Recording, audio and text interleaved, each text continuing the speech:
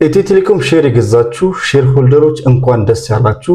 ግንቦት 18 2018 ኦፊሻሊ እንግዲህ ኢትዮጵያን ሴኩሪቲስ ኤክስቼንጅ ላይ በኢትዮጵያ መዋለ ነዋይ ገበያ ላይ ኦፊሻሊ ሊስት ተደርጓል ማለት ነው።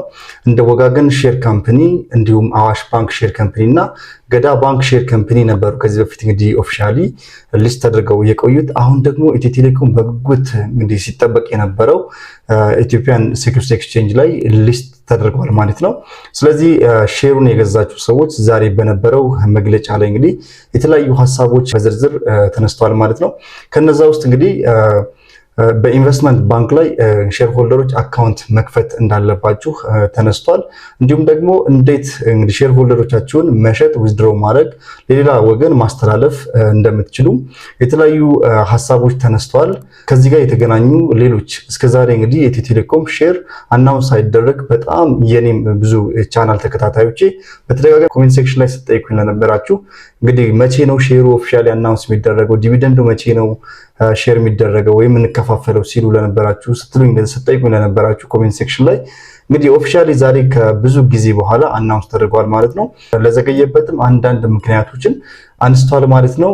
እነዛ እንግዲህ በዝርዝር የምናያቸው የሆነ ኢንቨስትመንት ባንክ ላይ እንዴት አካውንት መክፈት እንደምትችሉ፣ እንዴት ሼራችሁን ለሌላ ሰው ማስተላለፍ ወይም መሸጥ እንደምትችሉ እና የተለያዩ የመሳሰሉ ሀሳባችሁን እንዲሁም ደግሞ ናሽናል አይዲያችሁን እስከዛሬ ድረስ ማያያዝ ያልቻላችሁ ሰዎች እንዴት ማያያዝ እንደምትችሉ እስከ ቪዲዮ መጨረሻ አብራችሁን ቆዩ። እስከዛ የቻናላችን ቤተሰብ ያልሆናችሁ ሰዎች ቻናላችን ላይክ፣ ሼር እና ሰብስክራይብ ማድረጋችሁ እንዳይረሳ። ኢትዮ ቴሌኮም ኦልሞስት እንግዲህ አክሲዮን ከገዙ ኢንቨስተሮች 96 በመቶ የሚሆኑ ባለአክሲዮኖች የተረጋገጠ ባለድርሻ መሆን ችለዋል ማለት ነው። 96 በመቶ ብቻ ናቸው እንግዲህ በተረጋገጠ የአክሲዮኑ ሼር ሆልደር መሆን የቻሉት። ቀሪዎች ውስጥ እነሱን እናያቸዋለን። 3.4 በመቶ የሚሆኑት የሆነ ነገር ገጥሟቸዋል። እንግዲህ እሱን እንግዲህ እስከ ቪዲዮ መጨረሻ ተከታተሉና ለነሱስ ምን መፍትሄ ተዘጋጅቷል የሚለውን አብረን የምናይ ይሆናል ማለት ነው። ኢትዮ ቴሌኮም በኢትዮጵያ ሰነደ መዋዕለ ንዋይ ገበያ ኦፊሻሊ ሊስት ተደርጓል። ዛሬ ግንቦት 18 2018 ኦፊሻሊ ተመዝግቧል ማለት ነው። እንግዲህ ይህን ተከትሎ የአክሲዮን ባለቤቶች በስቶክ ማርኬት ላይ መሸጥ፣ መለወጥ እንዲሁም ደግሞ ለሌላ ወገን የማስተላለፍ መብታችሁን መጠቀም እንደምትችሉ ነገር ግን እነዚህ መቼ ኦፊሻሊ አናውንስ እንደሚደረጉ እዚህ ቪዲዮ ላይ መዳሰስላችሁ ይሆናል። እንግዲህ በርከት ያሉ ባለአክሲዮኖች ያላሟሏቸው መረጃዎች ስለነበሩ እንግዲህ የተለያዩ ችግሮች ገጥመውን እነዛን ስናስተካክል ቆይተናል ብለዋል ማለት ነው።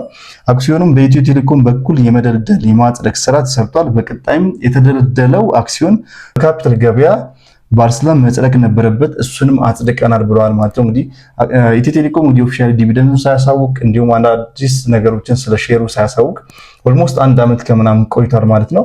ለነዚህ እንግዲህ እነዚህ ምክንያቶች እንደሆኑ ሜንሽን ተደርጓል። ኢትዮ ቴሌኮም አክሲዮኖችን በካፒታል ገበያ ባለስልጣን ሊስት መደረጉን ተከትሎ ባለ አክሲዮኖቻቸውን እንዲሸጡ፣ እንዲያዘዋውሩ፣ በአጠቃላይ እንዲያስተዳድሩ የሚያስችላቸውን መንገዶችን እዚሁ ሜንሽን አድርጓል ማለት ነው። አጠቃላይ አክሲዮኖቻቸውን ከገዙ 47377 ኢትዮጵያውያን ኢንቨስተሮች ውስጥ 45000 ብቻ ናቸው እንግዲህ በትክክል ሼሩን መግዛት ወይንም ደግሞ ኢትዮ ቴሌኮም ሱፐር አፕ ላይ በትክክል ፎርሙ ሲሞላ በተስተካከለ ናሽናል አይዲያቸውን አስፈላጊ መረጃዎችን ያሟሉ 45000 ሰዎች ብቻ ናቸው ማለት ነው። እነዚህም ደግሞ በፐርሰንት ሪፕሬዘንት ሲደረጉ 96 በመቶ የሚሆኑ ባለ አክሲዮኖች በትክክል ሼሩን መግዛት ችለዋል ማለት ነው። እንግዲህ 3.4 በመቶ የሚሆኑ ደግሞ በብሔራዊ መታወቂያ ፋይዳ ማያያዝ ባለመቻላቸው በተሳካ ሁኔታ ሳያስተካክሉ ወይም ሼሩን ሳይገዙ ሼሩን ቢገዙ ይሄን ሳያያዙ ፋይዳን ማያያዝ አለመቻላቸው እንደ አንድ ችግር ሆኖ ቆይቷል ማለት ነው።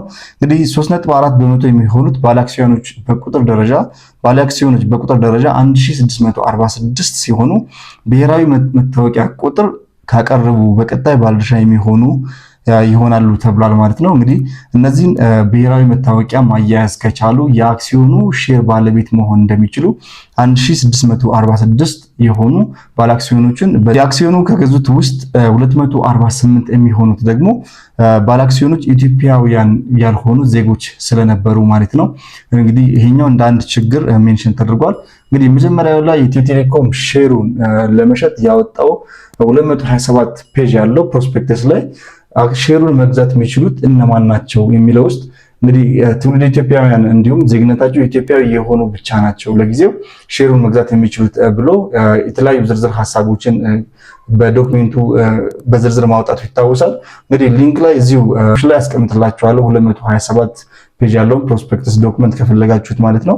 ስለዚህ 248 የሚሆኑት የኢትዮጵያ ዜግነት የሌላቸው ወይም ትውልድ ኢትዮጵያዊ ያልሆኑ ስለነበሩ ለነሱ ሪፈንድ የሚደረግላቸው መሆኑንም መግለጫው ላይ መስማት ችለናል ማለት ነው። ኢትዮ ቴሌኮም አክሲዮኖችን በኢትዮጵያ ካፒታል ገበያ በአስተን መመዝገባቸውን ተከትሎ ቀጣይ ሂደቶች ምን እንደሚመስሉ የተለያዩ ስቴፖች እንዳሉትም ማንሳት ችለዋል ማለት ነው። እንግዲህ ዋና ስራ አስፈጻሚዋ ጉዳዩ ላይ በሰጡት ማብራሪያ 45,000 የሚሆኑ ኢትዮ ቴሌኮም አክሲዮን ባለቤት መሆን እንደቻሉና እንግዲህ እነዚህ ኢንቨስትመንት ባንኮች ላይ ወይም ዲለሮች ላይ ወይም ብሮከሮች ጋር ሄደው አካውንት መክፈት እንዳለባቸው ሜንሽን አድርገዋል ማለት ነው። በቀጣይ ባለድርሻ አካላት ሼራቸውን ከመሸጥ መለወጥ ማስተላለፍ ባለፈ እንደ ባለድርሻ አካል ወይም እንደ ባለቤት ከኢትዮ ቴሌኮም ጋር ግንኙነት የሚኖራቸው ተቋሙ በጀት ዓመቱ ሲጠናቀቅ በሚያቀርበው የአፈጻጸም ሪፖርት መሰረት እንደሚያሳውቁም ገልጸዋል ማለት ነው። እንግዲህ ሼሩን ከመግዛት ባለፈ ኢትዮ ቴሌኮም ላይ ሼሩን የገዙ ግለሰቦች የኢትዮ ቴሌኮም ሼር ሆልደር ወይም ባለቤት መሆናቸውን የሚገልጽ ስብሰባም እንደሚካሄድ በዚህ አሳውቀዋል ማለት ነው። በዋናነት ኩባንያው የቢዝነስ ካላንደሩ ከሐምሌ እስከ ሰኔ የሚመራ በመሆኑ ቢዝነስ ፐርፎርማንሳችንን የዚህ በጀት ዓመት እንደተጠናቀቀ የምናቀርብላችሁ የምናሳውቃችሁ ይሆናል ማለት ነው። ስለዚህ እንግዲህ ዲቴይሉን ሪፖርት ዓመታዊ ሪፖርቱን የበጀት ዓመት መጨረሻ በኋላ የሚያሳውቁ መሆኑን አሳውቀዋል።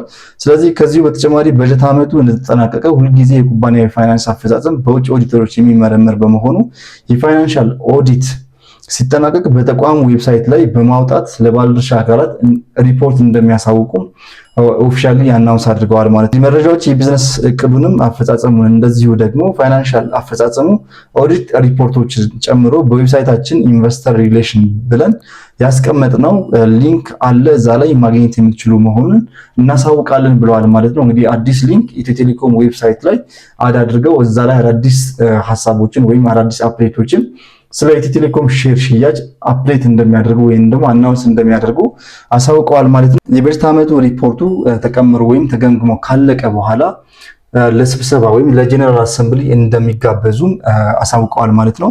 ይህ የሚከናወነው የኦዲት ሪፖርት ከተጠናቀቀ በኋላ ሲሆን ይህም ብዙ ጊዜ በጀት ዓመት ከተጠናቀቀ ከ2 ወር ገደማ በኋላ መስከረም አካባቢ እንደሆነ በዚሁ አስታውሷል ወይም ሪፖርቱ ላይ መስማት ችለናል ማለት ነው።